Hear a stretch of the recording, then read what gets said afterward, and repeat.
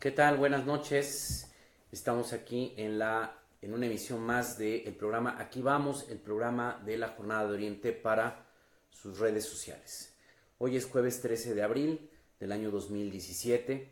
Esta es una noche lluviosa. Eh, Curiosamente no estamos todavía en temporada de lluvias y hoy en esta semana ha llovido. Hoy está lloviendo de manera importante aquí en la capital del estado de Puebla. Estamos prácticamente en vacaciones y sin embargo hay noticias importantes en el ámbito nacional, en el ámbito internacional. Hoy una gran tragedia en México, precisamente en las carreteras por donde pasan muchos vacacionistas. Resulta que un autobús de pasajeros chocó de manera frontal contra una pipa que transportaba combustible.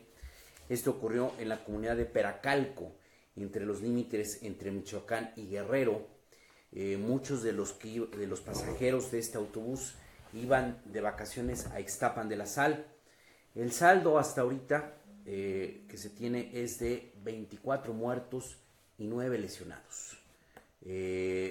Una tragedia que pues ocurre precisamente cuando las carreteras están más utilizadas por miles de viajeros. Un testigo que logró salir del autobús narra que el autobús choca de manera frontal contra esta pipa. Él y otras personas, por el impacto, tuvieron como la oportunidad de poder salir del autobús y narran que a los pocos minutos de que habían logrado dejar este vehículo, el autobús estalla, explota y prácticamente los 24 muertos están calcinados. Una tragedia mayor en pleno periodo vacacional. Se dice de manera preliminar que habría tenido la culpa el chofer, que el chofer por alguna razón no perdió el control del autobús, sino que el autobús lo encauzó directamente a estrellarse contra esta pipa de combustible. Otra nota importante que va a dejar mucho que hablar es esta primera declaración que ha dado el supuesto homicida del concesionario de la Feria de la Primavera de Cuernavaca. Hace algunos días el empresario que le concesionaron esta feria en Cuernavaca fue asesinado y detuvieron al presunto asesino, un hombre que se ha identificado como José N. Resulta que este hombre hoy, en este día, ya fue sometido a proceso como presunto responsable del homicidio de este empresario, y una filtración dice que en sus primeras declaraciones él sostiene que mató a este concesionario de la feria porque varias personas se reunieron con él, juntaron 200,000 pesos, una cantidad que uno se sorprende que por 200,000 pesos alguien pueda matar a otra persona, pero bueno. Y que entre los posibles aportantes de este dinero estará identificando al presidente municipal de Cuernavaca, a Cuauhtémoc Blanco, el exjugador de fútbol que ahora es alcalde de la capital de Morelos. Cuauhtémoc Blanco el día de ayer, entre hoy y hoy, fue captado en un partido de béisbol allá en Estados Unidos. Está de vacaciones en Estados Unidos. Obviamente por eso no ha podido declarar, no ha podido decir respecto a esta acusación. En las redes sociales han empezado a surgir ahí interpretaciones, desde que dicen que sí es creíble que pudiera haber pasado esto, hasta los que dicen que es otra artimaña más del gobernador de Morelos, Graco Ramírez, que tiene un pleito casado con Cuauhtémoc Blanco. El gobernador de Morelos y el alcalde de Cuernavaca no han llevado una buena relación en ningún momento desde que Cuauhtémoc Blanco llegó a la presidencia municipal. Hay un enfrentamiento constante y se dice que en las redes sociales que se creó ahí esta primera reacción de suponer que pudiera ser una nueva estrategia de Graco Ramírez contra Cuauhtémoc Blanco. Lo cierto es que aparentemente hay esta declaración. En los próximos días se sabrá si la autoridad judicial toma como válida esta esta afirmación y si efectivamente se va a involucrar al alcalde de Cuernavaca en este homicidio. Dos noticias importantes en Estados Unidos. Una es que el gobierno de Estados Unidos da a conocer que ha utilizado lo que le ha apodado la madre de todas las bombas. Lanza una bomba brutal que tiene 11 toneladas de explosivos, que se llama GBU-43 y que fue lanzada en Afganistán, en la zona de las montañas de Tora Bora. Se dice que esta bomba, se le dice que es la madre de todas las bombas porque el radio donde destruye esta bomba es aproximadamente unos 1600 metros.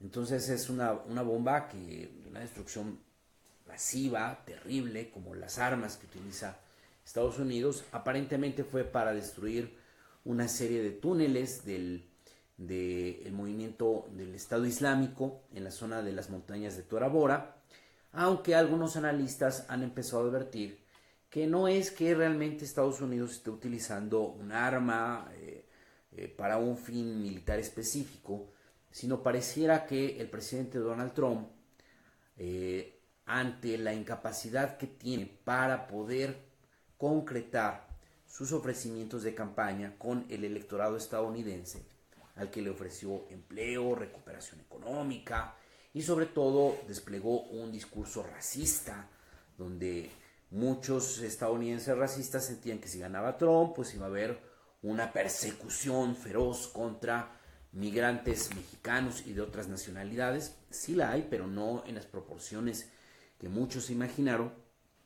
Donald Trump, al no poder estar respondiendo a estas expectativas del electorado, está recurriendo a la vía militar para poder sostener un discurso de corte nacionalista, emotivo, y poder tener una presencia mediática de manera positiva frente a la opinión pública estadounidense, sobre todo frente a este sector de la sociedad de este país que le gusta el tema de las armas, le gusta el tema de la guerra. Recordemos que Estados Unidos pues vive con una economía de guerra. Su economía es fuerte mucho por las inversiones que hacen en el sector militar y por lo que ganan muchas empresas en las intervenciones militares en diferentes partes del mundo, en la reconstrucción de los países que llegan y destruyen, sin importar el dolor humano que esto provoca y sin importar cómo Estados Unidos viola la soberanía de el mundo, de muchas partes, de muchos países.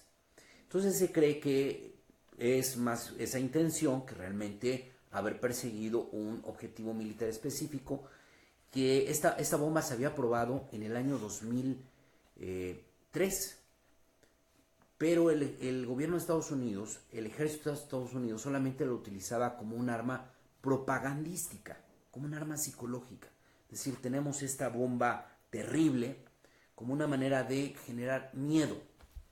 En un principio se dijo que esta bomba se iba a utilizar en el conflicto armado de Irak, pero también se advirtió que en el gobierno de Estados Unidos se dijo que eso era imposible porque es una bomba un gran alcance que donde se utilizara iba a causar miles de muertos civiles. Se ha lanzado en Afganistán, un país donde no hay muchos medios de comunicación, en una región alejada, en las montañas de Tora Bora, que es donde mataron a Osama Bin Laden, donde se refugiaba. Y por eso mismo, pues el gobierno de Estados Unidos dice que no hay bajas civiles, pero seguramente sí las ha de haber. No puede haber solamente que se haya lanzado en pleno desierto y que no existiera ninguna población, ningún asentamiento humano cerca, y entonces uno la pregunta, pues, ¿para qué lanzan una bomba en el desierto? Supuestamente son para destruir una serie de túneles, pero se antoja poco probable pues, que con una sola bomba, por muy fuerte que sea, se puedan destruir una cadena de túneles que existen en esta zona montañosa, que es donde los talibanes la han utilizado para poder comunicarse y evadir la localización por parte de los radares del ejército de Estados Unidos. Pareciera que es simplemente propaganda de Donald Trump, que como no logra sus propósitos de campaña, pues está recurriendo a la vía terrible del gobierno de Estados Unidos, que es la vía militar. Pero otra noticia que genera mucho impacto en Estados Unidos y que es muy preocupante es que apareció muerta, flotando en el río Hudson, en Nueva York, Sheila Abdus Salam. Sheila Abdus Salam fue la primera mujer afroestadounidense y de religión musulmana que fue postulada como juez en Estados Unidos. Ella llegó en el año 2013 a ser nombrada juez allá en el estado de Nueva York, y ella se volvió en muy poco tiempo el símbolo de la diversidad racial, por un lado, por el otro lado, de que ella era musulmana y que daba muestras de que, contraria a esta propaganda bélica de Estados Unidos que colocan a los musulmanes siempre como terroristas, ella era una mujer de instituciones, una mujer de leyes, una mujer que hacía justicia, aplicaba justicia, y sosteniendo que los musulmanes no eran por naturaleza, como lo quieren ver derechistas estadounidenses, no son terroristas por naturaleza, o la religión musulmana no es violenta por naturaleza. Apareció su cuerpo flotando, la familia había reportado su desaparición, es una mujer de 65 años de edad, todavía no se saben las causas de la muerte, hay mucho sigilo, no se ha querido todavía establecer si fue víctima de un delito, si fue tal vez un accidente, un suicidio, puede haber muchas posibilidades, pero lo cierto es que su muerte ha empezado a preocupar a grupos defensores de los derechos civiles de que pudiera tratarse de un crimen de odio, es decir, contra una mujer afroamericana de religión musulmana y bueno, además ser mujer. Esas tres condiciones, seamos realistas, hay muchos grupos que odian en Estados Unidos estas tres condiciones. El que sea mujer, que sea una juez mujer, el que sea de raza negra y el que sea musulmana. Por eso es muy importante esta noticia. Será de vital importancia saber cuál es su desenlace, sobre todo lo que está pasando en Estados Unidos en un momento en que hay mucho racismo, mucho odio hacia todo aquello que no sea parte de la raza blanca, de grupos ligados a la derecha republicana o la extrema derecha republicana de Estados Unidos, por lo que seguramente en los próximos días este tema de esta juez cobrará mucha importancia y definirá muchas cosas en torno a lo que está pasando en Estados Unidos en este tema del odio racial y por el otro lado pues por este desencanto que está provocando Donald Trump y esta presidencia que lleva salvaje, una presidencia que tiende mucho a dañar sobre todo a los mexicanos. Pero también hay noticias en Puebla. Carlos, ¿qué nos puedes comentar el día de hoy? Buenas noches. ¿Qué tal, Fermín? Gracias, buenas noches. Buenas noches a todos nuestros amigos que nos siguen en las redes sociales. Les platico las principales notas que tenemos en nuestra edición impresa y que también estará disponible en la página de la jornada. Y la primera nota tiene que ver con el endeudamiento que dejó el exgobernador Rafael Moreno Valle. Y es que un estudio elaborado por la Cámara de Diputados, la Cámara de Diputados Federal, para precisar, encontró que la ley que aprobó el Congreso de Puebla para frenar el endeudamiento estatal y tener un mayor control sobre las finanzas públicas es deficiente en cuanto a las sanciones que propone contra los servidores públicos. Los que incumplan disposiciones de acuerdo, como les comenté, con un estudio de la Cámara de Diputados Federal. Hay que recordar que el Poder Legislativo cometió este error en la redacción y aprobación de esta ley, a pesar de que desde diciembre pasado y en la recta final del gobierno de Moreno Valle fue cuando se dijo la deuda oculta de Rafael Moreno Valle, que era de 76 mil millones de pesos y con un sobreejercicio de 74 mil millones de pesos. Hemos visto desde la recta final de Moreno Valle hasta ahora cómo académicos de la UAP han documentado la deuda, y ahora un estudio elaborado por la Cámara de Diputados Federal pues reveló que esta ley está incompleta. No tuvo la redacción precisa y concreta para que cumpliera su objetivo.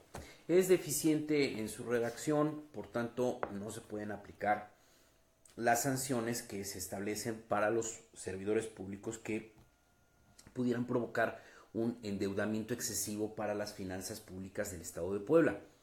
Esta ley pues se hizo como un artificio, como un mero recurso propagandístico del gobierno de Rafael Moreno Valle Rosas, porque el tema del endeudamiento público había crecido mucho, pese a que el gobierno de Moreno Valle siempre sostuvo que no había un crecimiento de la deuda pública, porque ellos manejan que los pasivos que se han adquirido por los famosos PPS, es este sistema de financiamiento para construir obra pública, que es un sistema muy caro.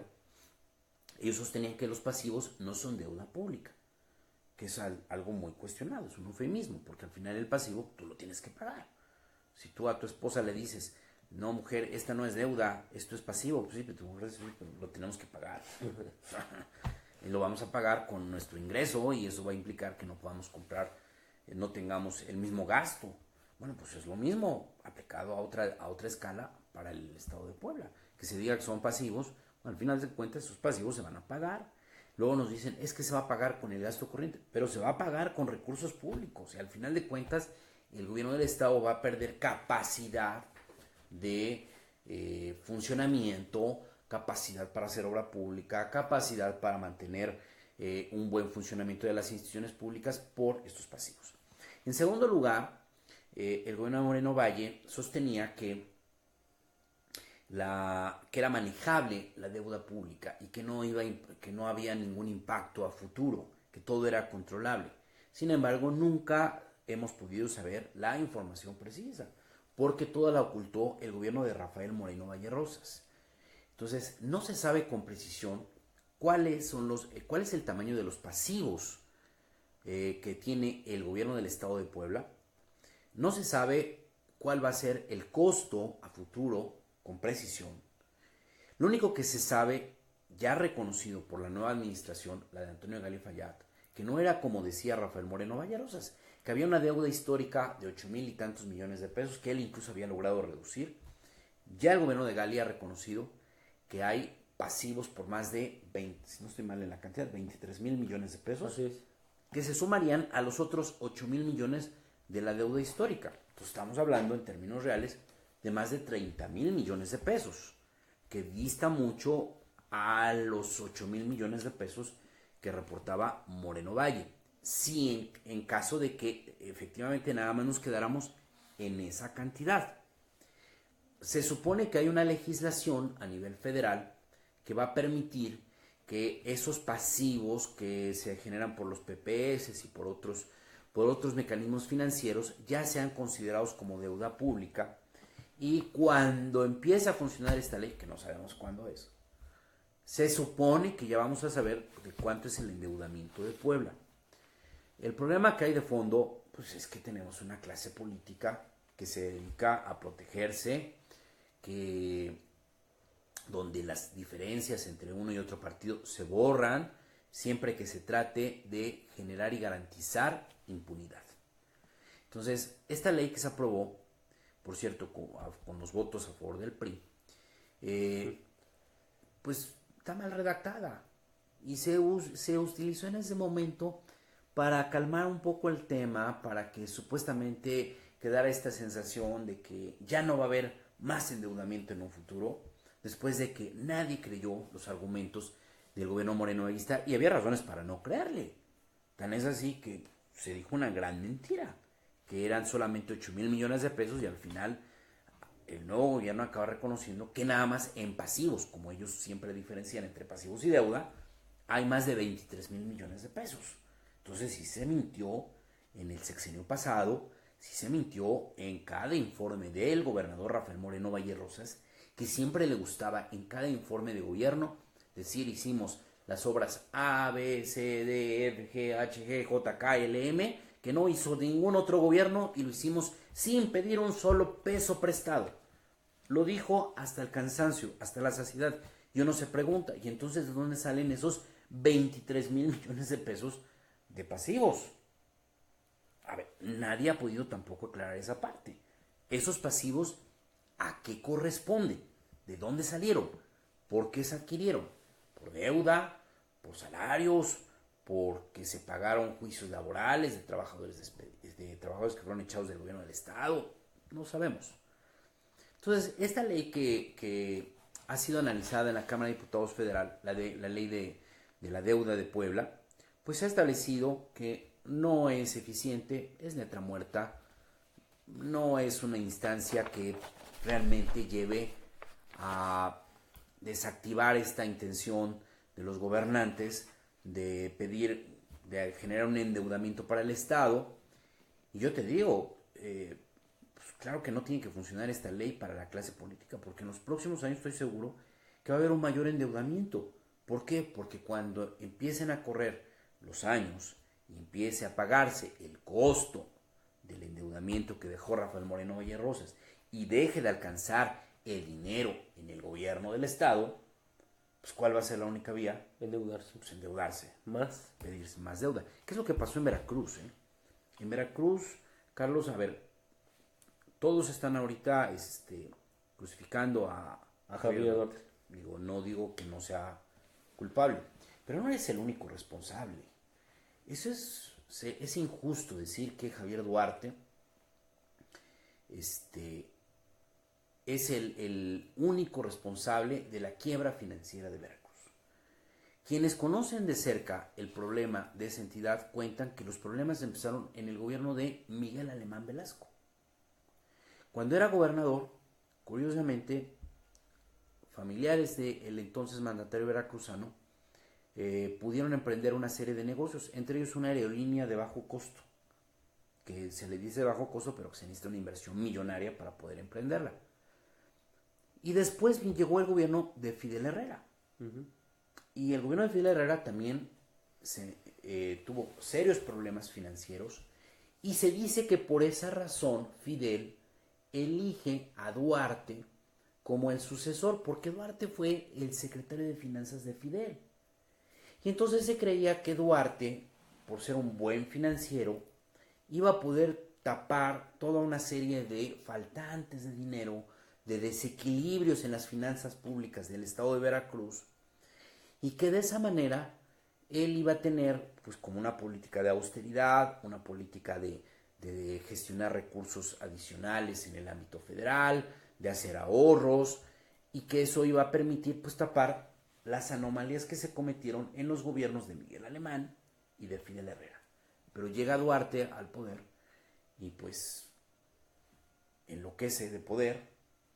El señor, lejos de buscar alternativas, él sigue manteniendo el desastre hasta que pues les llegó hasta el cuello. Había una persona en el estado de Veracruz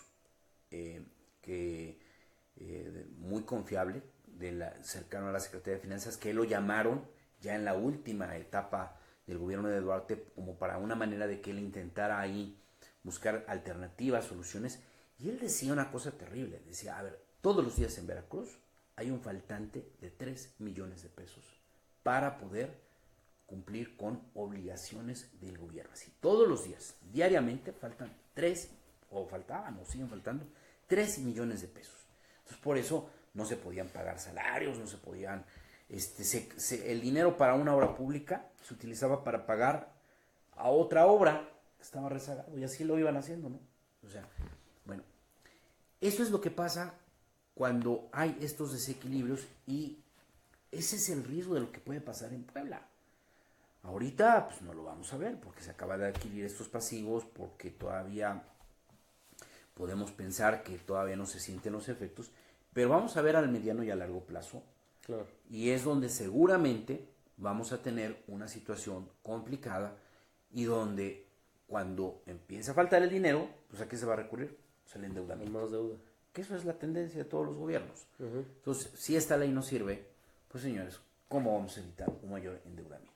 Digo, a lo mejor en esta gestión de Antonio Gali no va a ser así, es una gestión muy corta, pero pensemos, por ejemplo, en la que siga.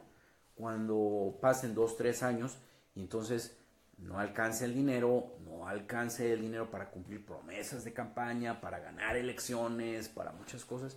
Vamos a ver si los gobiernos se van a apretar el cinturón, vamos a ver si de veras va a haber una legislación que sancione a quien sobreendeude al gobierno de Puebla. Y si esta legislación hubiera tenido realmente, a ver, si Moreno Valle hubiera dicho la verdad, y esta legislación hubiera tenido esa intención de sancionar a los funcionarios que usaran con el tema del endeudamiento, ¿por qué no se aplicó en el sexenio pasado? Claro, antes de que se fueran. Antes de que se fuera, ¿no? Bueno, ¿cuál es nuestra segunda nota? Sí, nuestra segunda nota por una importancia tiene que ver con la prisión domiciliaria de Francisco Castillo Montemayor, exsecretario del Medio Ambiente. Les recordamos que el día de ayer en este espacio, nuestro jefe de información les dio la primicia de que Francisco Castillo Montemayor había recibido el beneficio de la prisión domiciliaria. Les informamos que el trámite estaba hecho, se dio desde el día martes, se ganó, le concedieron el amparo o ganó por su edad y se supone que tenía que haber salido la noche de ayer, pero resulta que el de ayer le informaron cerca de la 1 de la tarde y finalmente el exsecretario del Medio Ambiente del sexenio pasado salió de la cárcel de San Miguel prácticamente 24 horas después. Es decir, salió el día de hoy, este jueves, a las 12 del día. Por las horas de angustia, después de haber estado 5 meses en prisión, sufrió taquicardias adentro, no pudo dormir, nos narraron sus familiares, por esa ansiedad de querer salir. Es una persona mayor que padece problemas del corazón y finalmente salió custodiado entre 3 y 4 patrullas y a su domicilio y finalmente pudo estar en la prisión domiciliaria. Así es, la prisión domiciliaria la va a cumplir en su domicilio particular en el municipio de Atlisco. Y en este caso de Carlos Castillo Montemayor y Francisco Castillo. Y en el caso de lo que pasó con Simitrio, el líder de la 28 de octubre, que también le dieron prisión domiciliaria hace algunas semanas, se reproduce el mismo patrón. O sea, se les concede la prisión domiciliaria, se tardan en comunicarles el beneficio y después se prolonga mucho la espera para que los trasladen. Algo que uno podría suponer que no tendría que haber ninguna dificultad. Partiendo de 2 principios básicos. El primero, son personas ya mayores, son de la tercera edad. Más de 70 años. Más de 70 años. 2, su condición de salud es delicada. No se puede estar jugando con una persona así.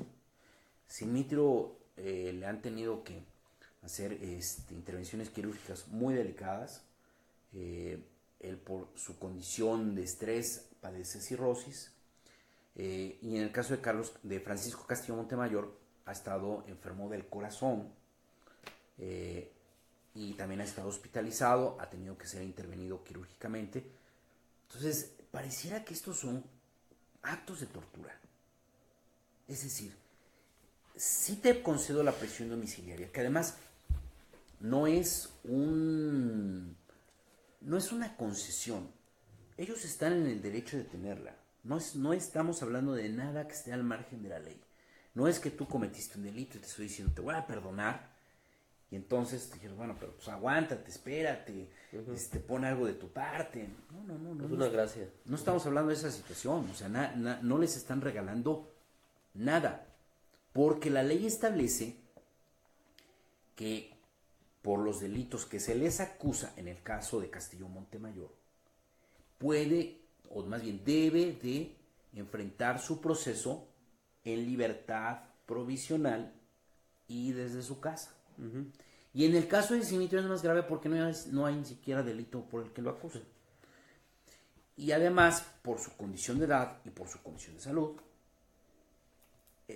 la ley marca que deben de tener prisión domiciliaria. Bueno, entonces, con ellos, pues, pareciera que se está haciendo esta especie de tortura, de pues sí te voy a dar este beneficio que marca la ley, pero te voy a provocar un daño o te voy a provocar un sufrimiento. Se prolonga, ¿no? Claro, porque por ejemplo, en el caso de Castillo Montemayor, pues había el miedo de que esto se pudiera prorrogar hasta el próximo lunes. Uh-huh.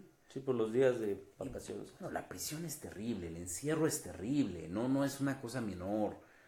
Nos podemos esperar un trámite, nos podemos esperar de que en una tienda te van a llevar un artículo y te dicen, te lo llevo el martes y te hablan, no, pero hasta el martes de la próxima semana. Bueno, pues eso puedes esperarte, te enojas, pero se te pasa rápido. Pero estar en una prisión, estar privado de tu libertad, eso es algo terrible, cada día, cada hora que pasa. Uh-huh. Y el segundo aspecto básico en esto, o el segundo elemento importante que debemos observar en este asunto, es que pareciera que se están otorgando estas prisiones domiciliarias, tanto en el caso de Simitrio como en el caso de Francisco Castillo Montemayor, no porque se esté cediendo por parte del morenovallismo en el tema de los presos políticos, sino que lo hacen porque saben que tarde o temprano la justicia federal iba a ordenar la prisión domiciliaria. Algo muy similar a lo que pasó con la reforma del agua. Uh-huh.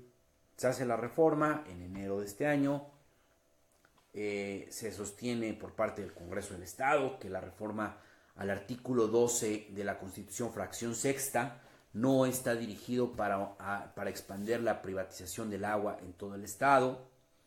Se tacha de mentiroso al edil de San Pedro Cholula, José Juan Espinosa Torres, que es el primero que pone el dedo sobre el renglón. Se hicieron campañas mediáticas para decir que eso no era para privatizar el agua y que quien decía que lo contrario era personas que querían engañar. Pero el caso es que se presenta un conjunto importante de controversias constitucionales ante la Suprema Corte de Justicia de la Nación. Inmediatamente después de que se presentan, el Congreso da marcha atrás a la reforma uh-huh. de la fracción sexta del artículo 12 de la Constitución local.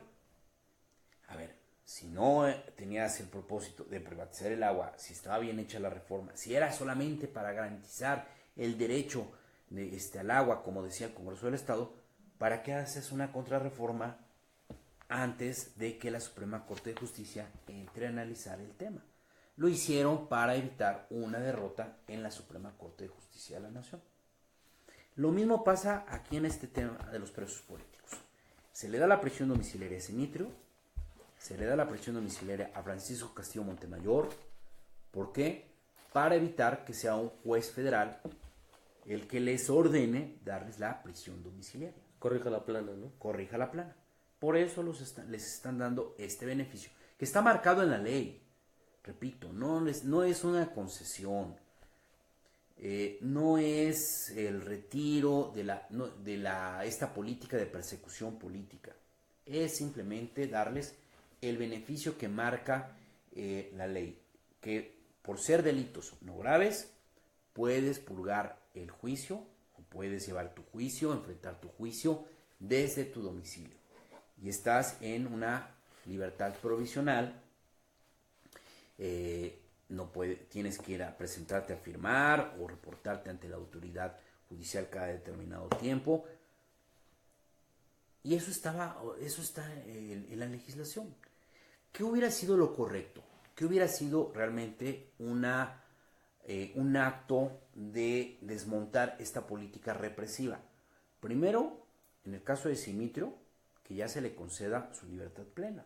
Uh-huh. Porque recordemos que él gozaba de una libertad provisional. Se tiene que firmar cada semana. Exacto, que le concedió el exgobernador Melquiades Morales Flores, que le respetó Mario Marín Torres, pero que en el sexenio de Rafael Moreno Vallerosa se la levantan, pero de manera anómala. Uh-huh. ¿Y ya cuando estaba por terminar? Sí, porque quien tenía que haber establecido la suspensión de esa libertad provisional tenía que ser el titular del Poder Ejecutivo, es decir, Rafael Moreno Vallerosas, porque era un beneficio que había otorgado un gobernador. Entonces, esos beneficios solamente pueden ser retirados por una autoridad similar a la que lo otorgó. No lo puede retirar una autoridad inferior. Y en este caso fue un juez, una juez. Simitrio ganó un amparo donde se decía que era incorrecto el procedimiento por el que se le había quitado la libertad provisional. Y lo más grave de todo esto es que se le quitó la libertad provisional, se le regresa a la cárcel, pero no está acusado de ningún nuevo delito. Por los delitos que él en su momento estuvo acusado fue sentenciado.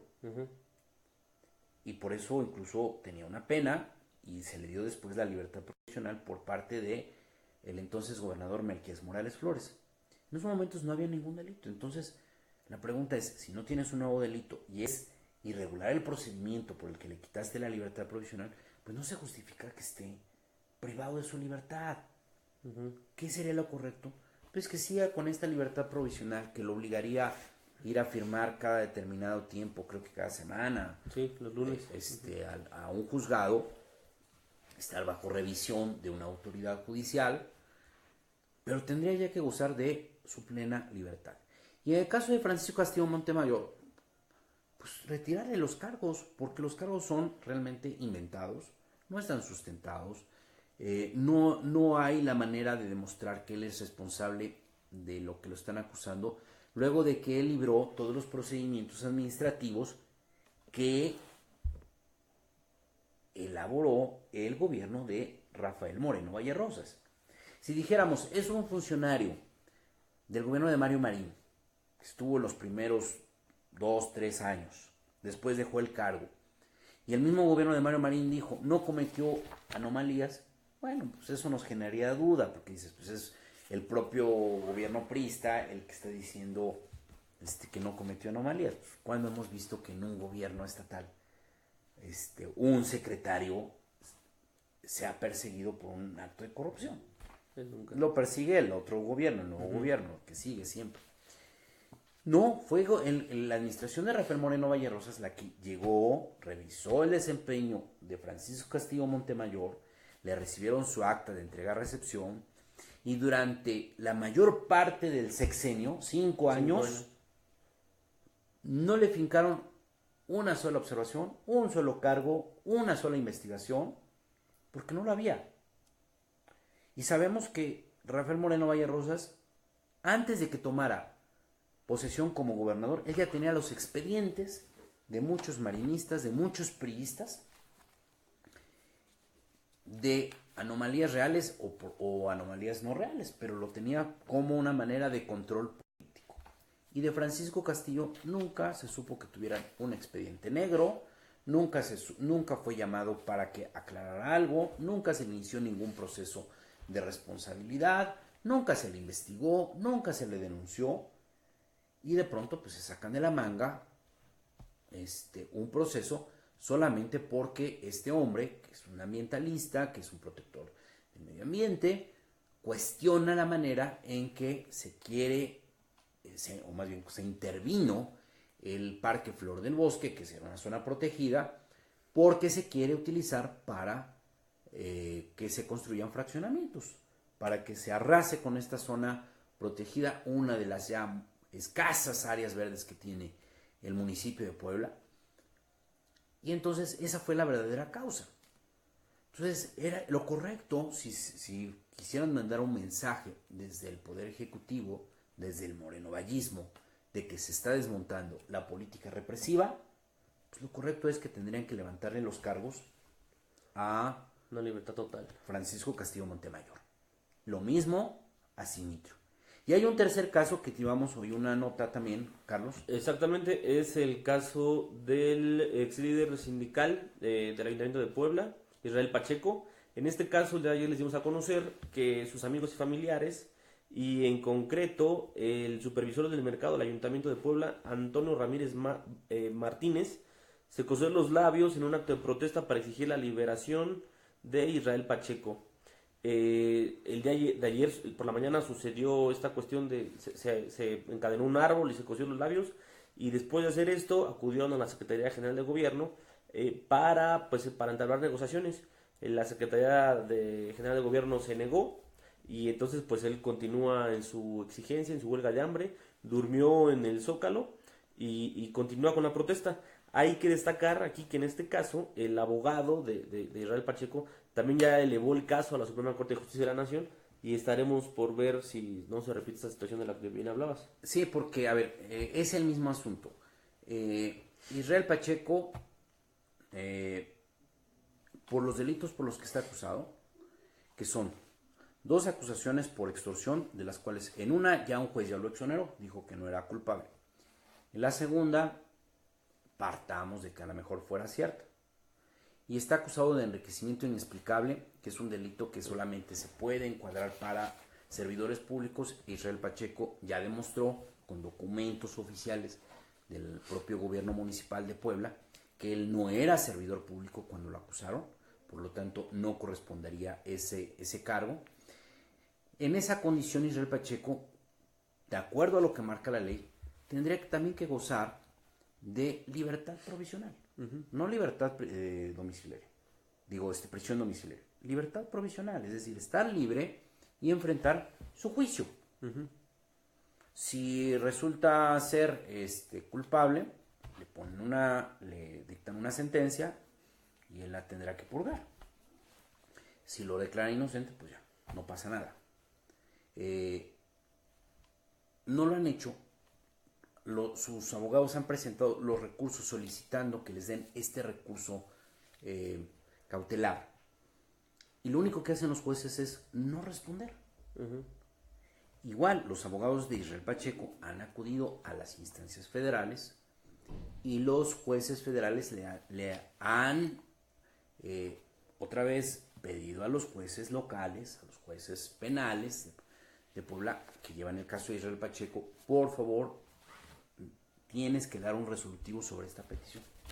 Entonces han venido alargando, y yo estoy casi seguro que esta protesta sí va a funcionar, sí va a servir para que Israel Pacheco finalmente le den la prisión domiciliaria o la libertad provisional y otra vez no sea la justicia federal la que les imponga este beneficio que otorga la ley.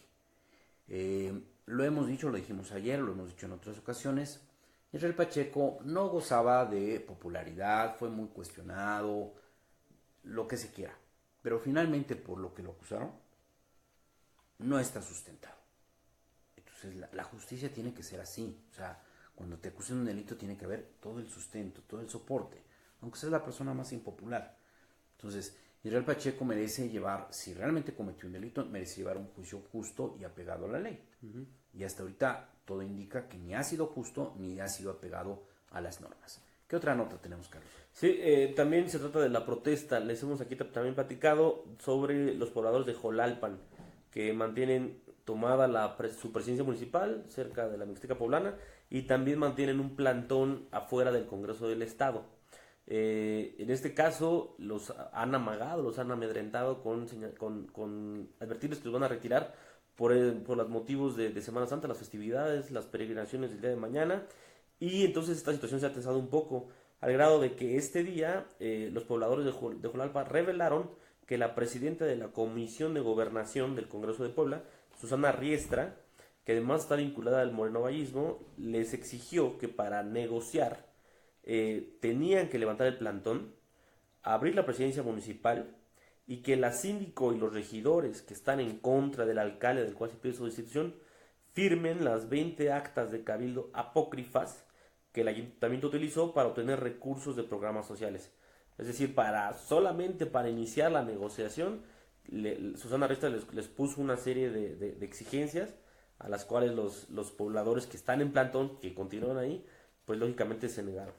Sí, el asunto es muy claro. Hace un par de días estuvimos aquí en la redacción de la Jornada de Oriente a uno de los representantes de los pobladores de Jolalpan que mantienen este movimiento en contra del presidente municipal que surgió de las filas del partido Movimiento Ciudadano. Sí. Entonces él explicaba que la principal anomalía de este presidente municipal es que no toma en cuenta a los regidores. Y como no los toma en cuenta y como no hay sesiones de cabildo, han elaborado actas de cabildo en las que no aparecen las firmas de los regidores inconformes, que son la mayoría del cabildo, porque son un número mayor de regidores más el síndico. Si no estoy mal en los números, de 10 integrantes del Cabildo, 4 están a favor del presidente municipal, incluido el propio presidente, y 6 están en contra. Entonces son más de 20 actas de Cabildo que el mismo Congreso había detectado como irregulares. ¿Por qué? Pues porque no tenían las firmas de los regidores, no estaban avaladas por los regidores. Y entonces el asunto pues parecería muy claro, sin mayor complicación. O sea, el presidente municipal ha llevado a cabo 20 sesiones de Cabildo, que no son poca cosa. ¿Cada cuánto sesiona un Cabildo? Pues por lo menos una vez al mes, 2 veces al mes. Bueno, pues supongamos que fuera una vez al mes, estamos hablando de casi 2 años, Así es. de 2 años de sesiones de Cabildo, en que si el presidente no toma en cuenta al órgano colegiado del ayuntamiento, pues tiene que ser destituido. O sea, porque es por ley que tú tienes que someter determinados asuntos a la aprobación de los regidores. No solamente tienes que someterlo, tiene que tener una votación a favor. Y eso tiene que quedar asentado en un acta de Cabildo. Entonces, si tú no hiciste las sesiones de Cabildo, si presentas 20 actas donde no tomaste en cuenta al 60% de los miembros de Cabildo y las actas no están firmadas ni hay una mayoría a favor de lo que se está pidiendo con esas actas de Cabildo, pues es muy claro que ahí cabe la destitución del presidente municipal. No estamos hablando ni siquiera de 1 o 2 actas, estamos hablando de un periodo muy largo. Nos explicaba aquí la persona que vino que pues esto implica que el presidente no ha querido compartir, no ha querido someter al análisis, a la aprobación de los regidores un gasto de aproximadamente unos 180 millones de pesos, que no es una cantidad menor. Claro. Digo, para un municipio como Jolalpan es muchísimo dinero, y aún aunque fuera aquí en la capital del estado o en cualquier otro lugar del país, es mucho dinero. Sí, porque además creo que ni les pagan los regidores. Y no les pagan a los regidores, no los deja entrar a sus oficinas. Son de las cosas incongruentes del Congreso del Estado. Y que nos queda claro, como ayer lo decíamos con esta ley de anticorrupción que no, el sistema estatal de anticorrupción que no se ha puesto en marcha, y esta ley para limitar el endeudamiento público que está mal redactada y no establece con la aplicación de sanciones, pues nos queda muy claro. O sea, tenemos una clase política en Puebla, la clase política del morenovallismo, los priistas, que han hecho todo un engranaje, un andamiaje jurídico para que no se castigue la corrupción.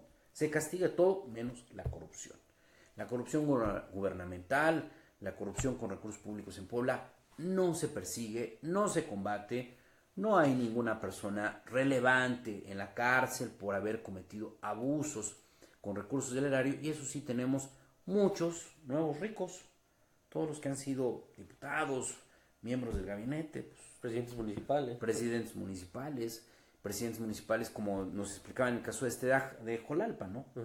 Un maestro, pues una profesión muy digna, muy noble, pero que tienen un ingreso de clase media, pues que no te permite comprar grandes propiedades. Y resulta que acusan que este presidente municipal parecería que está siendo socio de una gasolinera, nos decían, de un hotel y de una palapa. Ay, ya no me acuerdo, ya no le pregunté a qué se refería con una palapa, ¿no? Un botanero. De ser como un restaurante, ¿no? Sí, Porque sí, se dice palapa como un... Entonces, tenemos estos casos de presidentes municipales que llegan con problemas económicos al cargo y acaban siendo muy ricos, y esta dinámica va a seguir.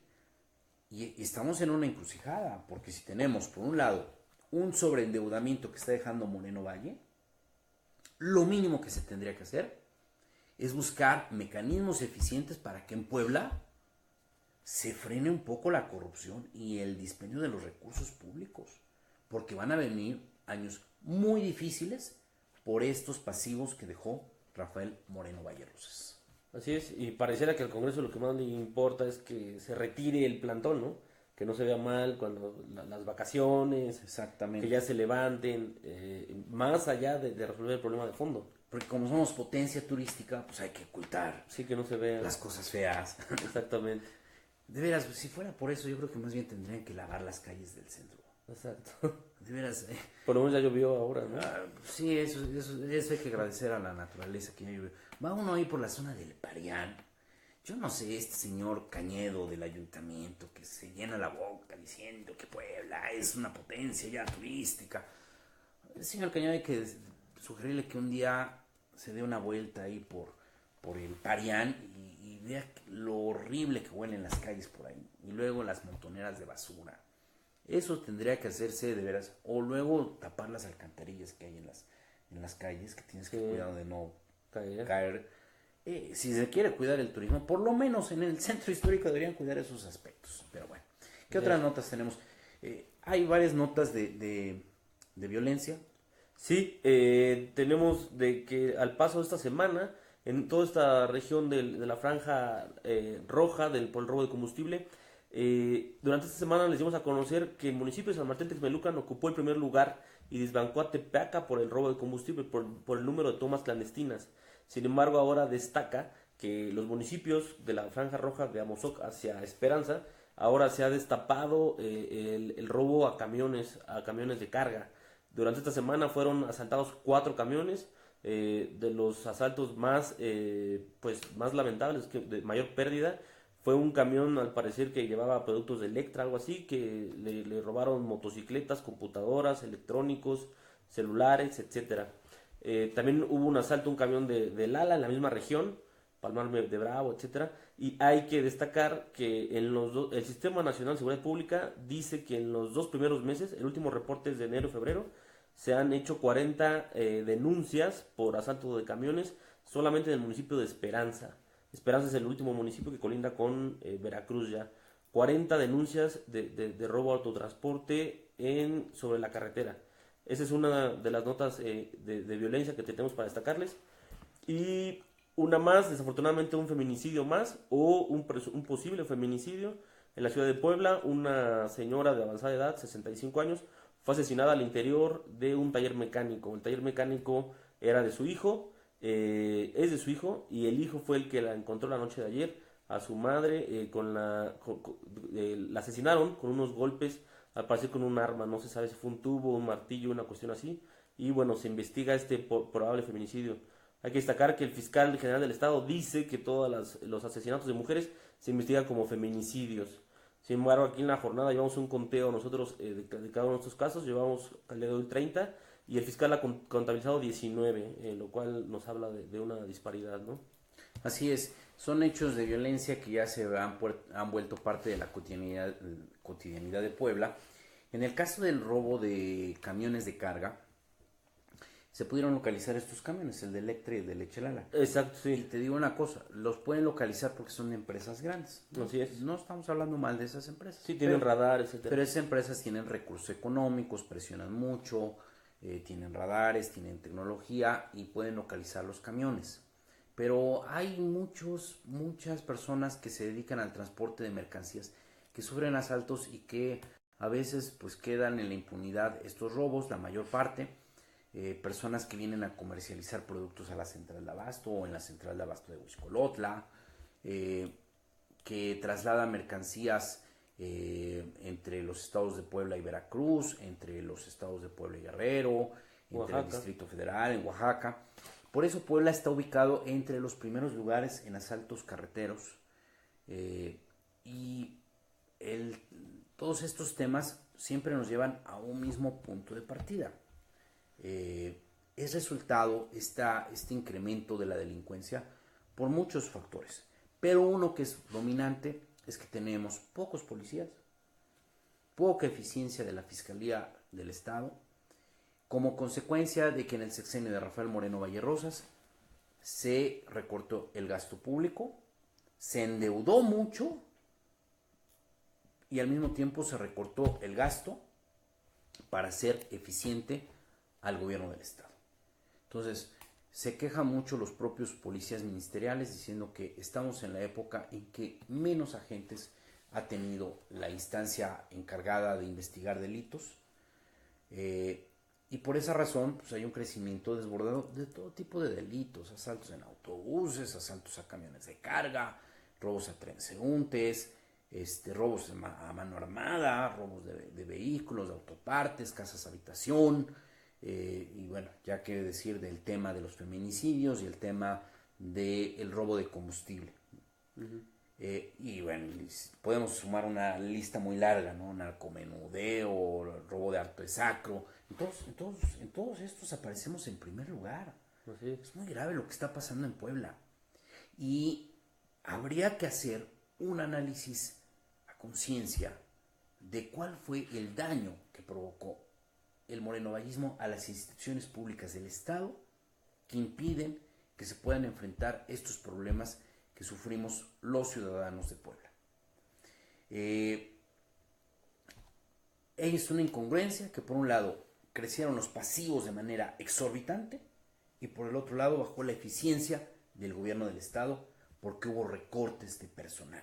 Se gastó menos en las nóminas, se gastó menos en la operatividad de las instituciones, de los órganos encargados de investigar delitos, de prevenir el delito. Entonces, es una cosa terrible lo que sucedió, no es algo menor. Sin duda, el tema de la falta de empleo es un detonante. El apoyo al campo. El apoyo al campo, que no lo hubo. Y bueno, pues ahí tenemos este esquema que también hubo en el morenovallismo. Más de 10,000 millones de pesos a beneficiar a una sola empresa, Audi, que no ha generado los empleos necesarios, y una desatención a el resto de las ramas productivas del Estado, y entonces no tenemos la generación de empleos, no tenemos el desarrollo social y no tenemos las instituciones públicas como deben de funcionar.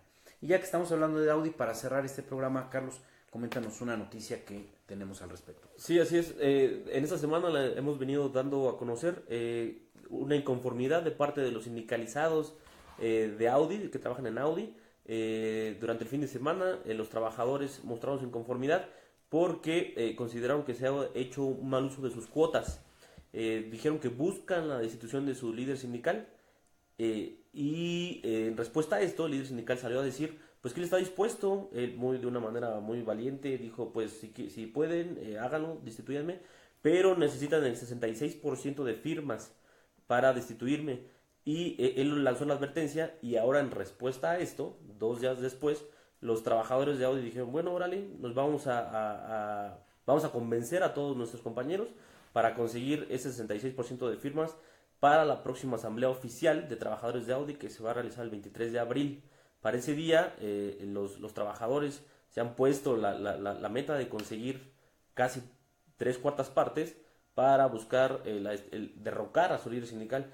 Es complicado que se logre, pero hay que destacar que el líder sindical se erigió solo con 130 obreros y ahora son cerca de 4,000, entonces pues no tiene una verdadera representatividad. Por un lado, yo pensaría que va a perder el líder charro. Y digo líder charro porque el señor, como tú lo dices correctamente, puntualmente, el señor fue elegido por 130 trabajadores, que eran los que inicialmente estaban en Audi y que ni siquiera era cuando la planta había arrancado. Así es. Y ahora hay 4,000 trabajadores, es decir, 4,000 trabajadores, o pongámosle 3,800 trabajadores de 4,000, que no eligieron a su líder sindical. Así es. No lo eligieron, no votaron sobre las condiciones de trabajo, por un lado, y por el otro lado, pues no han logrado percibir beneficios de un dirigente que le descubrieron una nómina donde él gana más que el resto de los trabajadores. Entonces, por ese lado es entendible este malestar que existe en contra de este dirigente sindical. Ahora, el problema es que realmente los inconformes logran alcanzar esta meta de tener el 66% del respaldo de la base trabajadora para destituir a este dirigente, que es muy alto, porque estamos hablando de casi 7 de cada 10. Es decir, casi el 70% tendría que ir a decir que ya no quieren al dirigente. El problema es que no estoy seguro que pues, no va a ser una confrontación justa, una confrontación sin intermediarios. Digo, estos asuntos se tendrían que resolver en inmediato, ¿no? O sea, a ver, estamos inconformes, entonces luego llamar a una asamblea 2, 3 días después, a ver quiénes están a favor y quiénes están en contra. Están en contra de tantos, te vas. Y eso es sano. Claro. Eso es sano. Pues dices, bueno, a ver, no quieren este dirigente, nombran un nuevo dirigente, entonces habrá estabilidad laboral. O al revés, resulta que a lo mejor es un grupo de grillos que no quieren al dirigente sindical y que dicen que son mayoría los que no lo quieren, y en realidad a la mayoría o no les interesa quién es su líder, o a lo mejor les parece un buen líder. Y van a una asamblea y dicen, miren, a ver, la mayoría dicen que debe seguir el actual dirigente. Pues se acaba el asunto. Pero de aquí a ¿cuándo va a ser? 23 de abril. 23 de abril, pues van a pasar muchas cosas. Entre Claro. otras, habría que pensar cuál va a ser la mano negra de la empresa, cuál va a ser la mano negra de la Secretaría del Trabajo a nivel federal, que siempre se pone de la parte patronal, cuál va a ser la mano negra de las autoridades estatales, También. porque seguramente desde el ámbito del gobierno del estado se ayudó a constituir este sindicato charro, sindicato de empresa. Entonces va a ser complicado y habría que también pensar cuál va a ser la reacción de los trabajadores si hay mano negra y pierde. Claro. ¿Cuál va a ser la reacción? Podemos tener en puerta el primer gran conflicto de Audi. Sí. Ojalá que se tenga conciencia de esto, tanto de la empresa como de las autoridades, y se buscara resolver de la manera más sencilla, sin que nadie meta mano negra, pues que se vaya a una competencia formal, a lo más que se pueda, pues que se mande vigilancia para evitar que la pasión de uno o de otro mando se desborde, y ya se decida que se queda o se va este dirigente sindical. Lo más sano es que se vaya, Sí. pues porque la manera en que lo eligen.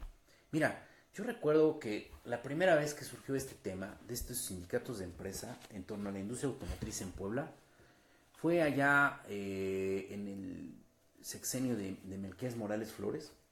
Había una empresa, si no estoy mal, se llamaba Siemens, que hacía los tableros de los autos, y era una empresa que en su mayoría eran mujeres. Entonces pasó exactamente lo mismo. Surgió un malestar contra la dirigencia sindical, y en reacción a este malestar surgió se presentó el dirigente sindical, y resultó que el dirigente sindical era René Sánchez Juárez, el actual líder de la Floco, que era priista, por cierto, y ahora ya se volvió morenovallista. Era René Sánchez Juárez, fue diputado local en la época de Manuel Bartlett Díaz. En esa época el líder nacional de la CROC, un hombre de apellido Juárez Blancas, era un hombre muy cercano a Manuel Bartlett Díaz. Lo apoyó en su intento de ser candidato presidencial del PRI para el proceso electoral del año 2004, de 1994, perdón.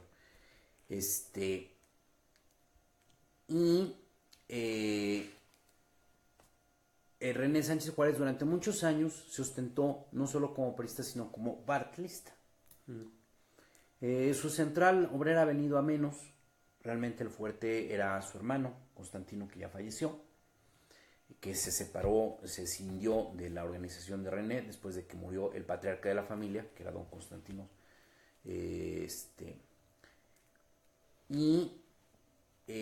René de pronto dio un viraje de 180 grados, si no estoy mal, el año pasado. Se pasó a las filas de El Panal. Sí, me parece que sí. Sí. El caso es que él se volvió morenovallista. Ahora ya está apoyando a los partidos de Moreno Valle. ¿Por qué? Porque yo creo que es una manera de salir a flote. Bueno, el caso es que cuando él se presenta, las trabajadoras decían, a ver, es la primera vez que lo vemos. Hasta que hay un conflicto, hasta que nos levantamos, conocemos a nuestro líder sindical. Nunca lo elegimos, no lo conocíamos físicamente, no sabíamos ni cómo hablaba. Y en aquella ocasión esa condición le provocó a René Sánchez Juárez que un sindicato formado por las propias trabajadoras y apoyado por la Unión Nacional de Trabajadores, que dirige este líder de los telefonistas, ¿cómo se llama? Que también es un eterno dirigente. Juárez también. Juárez, ahorita nos acordamos de su nombre.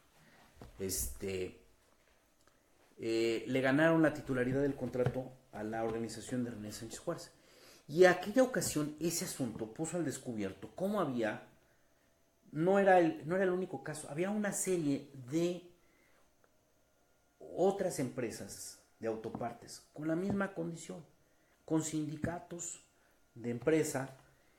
Había una organización sindical que dirigía a un hombre que era líder sindical, no de varias, de cientos de empresas en México, que incluso decían, al señor no le alcanzaría el tiempo para visitar cada semana o cada 2 o 3 días alguno de los sindicatos que representa, porque el señor era dirigente, así de cuenta, de 1800 sindicatos y muchos de las empresas de autopartes en torno a Volkswagen estaban precisamente controladas por este tipo de estructuras patronales de control de los trabajadores. En Audi están repitiendo el mismo modelo. Es lamentable, pues, porque lo mínimo que se tendría que garantizar, pues, es una dirigencia sindical y la obtención de derechos laborales que beneficien a la clase trabajadora.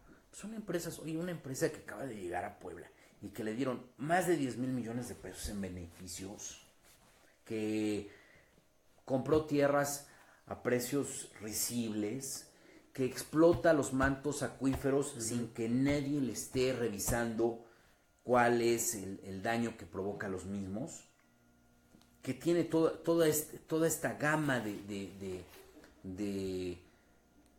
cosas a favor desde la autoridad que no está justificado. Pero lo mínimo que tendría que hacer es, pues, ser corresponsable con los trabajadores y darles a los trabajadores estabilidad laboral por un lado y por el otro lado buenas condiciones de trabajo y buenos ingresos. Es lo mínimo que se pudiera pedir. Y estamos viendo que ¿por qué se tienen estos sindicatos de empresa? Pues porque no se quieren pagar bien a los trabajadores. Claro. Porque se viene a México por mano de obra barata, se viene a México a aprovecharse de la corrupción gubernamental para obtener beneficios que no obtendrían en otras partes del mundo, y vienen aquí a México porque aquí pueden explotar los recursos naturales de manera impune, sin importar el daño que van a provocar al equilibrio ecológico con esta utilización del agua, ¿sí? Esa es la razón. Pero bueno, ojalá que esto se resuelva de la mejor manera, estaremos atentos. Y bueno, les deseamos que pase una muy buena Semana Santa, que esté disfrutando estos días de asueto, que la pase en familia, que la pase con sus seres queridos, que esté disfrutando el descanso, con los amigos, con quien sea, pero que la esté pasando muy bien. Le agradezco su atención. Gracias a todos los que nos vieron. Los esperamos por acá el domingo. El próximo domingo. Y nos estamos viendo. Les agradece su atención, Fermín Alejandro García y Carlos Rocha. Buenas noches. Buenas noches.